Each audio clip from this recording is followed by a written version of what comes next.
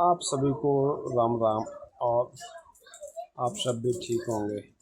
आज हम railway institute में पौधारोपण दिवस के उपलक्ष्य पर पौधे लगाए जा रहे हैं। और इस पौधारोपण के लिए हमारे डब्ल्यू सर जी और बाकी रेल के सभी सदस्य जी हैं और सब इसमें अपना अपना योगदान दे रहे हैं। अभी हमारे डब्ल्यू सर और उनकी मिसेज मैडम जी पौधारोपण कर रहे हैं, देख सकते हो आप। और इसके बाद बाकी सभी भी अपना सहयोग करेंगे पौधारोपण में। सभी ने अपने अपने।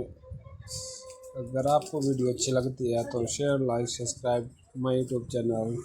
Thank you, welcome.